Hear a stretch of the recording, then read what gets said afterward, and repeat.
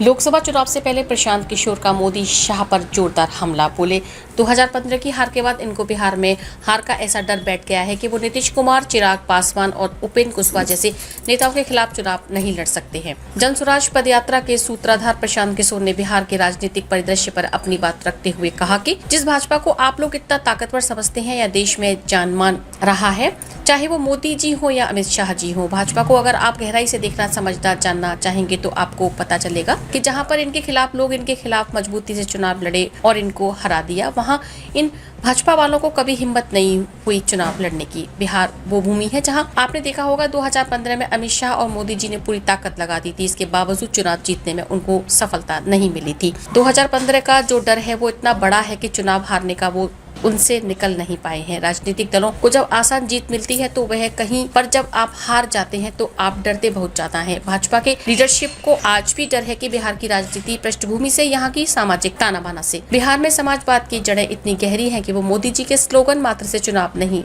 जिता सकता।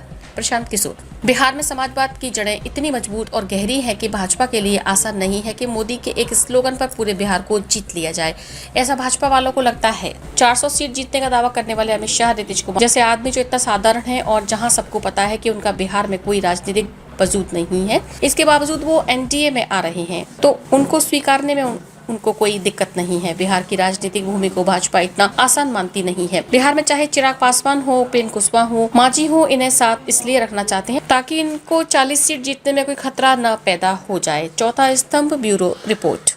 एनडीए के लिए इतना महत्वपूर्ण कैसे है चिराग? अब ये तो जाकर एनडीए वालों से पूछिए कैसे महत्वपूर्ण है। देखिए, जिस भाजपा को आप लोग इतना ताकतवर समझते हैं, यह देश मान रहा है, अमित शाह, मोदी वगैरह, अगर आप इनको गहराई से, करीब से अगर देखना, जानना, समझना चाहेंगे तो आपको पता चलेगा कि जहां पर इनके खिलाफ लोग या राजनीतिक दल खड़े होकर मजबूती से चुनाव लड़े और इनको हरा दिया, वहां पर कभी इनकी हिम्मत नहीं हुई फिर से खड़ा होकर चुनाव लड़ने की।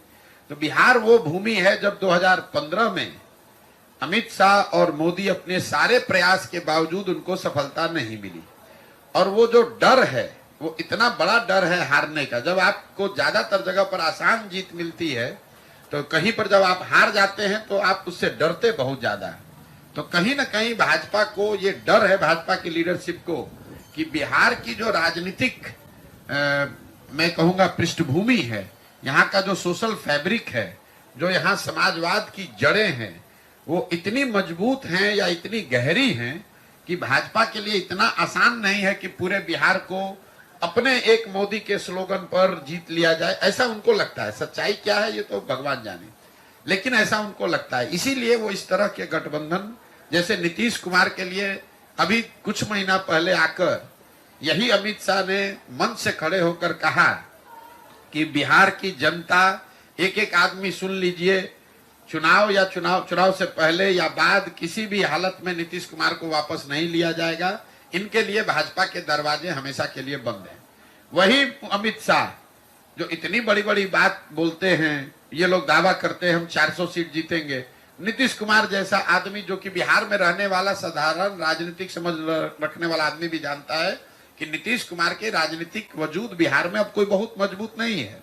ये उनके राजनीति का अंतिम दौर है। लेकिन अगर वो भी वापस आ रहे हैं तो भाजपा को उसको मानने, स्वीकार करने में कोई दिक्कत नहीं है।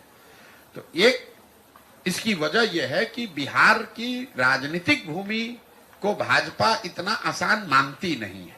चाहे वो चिराग हो, उपेंद्र कुशवाहा हो, मांझी हो, नीतीश हो, चाहते हैं कि जितने लोगों को साथ में रखें ताकि ये खतरा ना हो कि कहीं 40 में 2, 4, 5 सीट का नुकसान हो जाए। और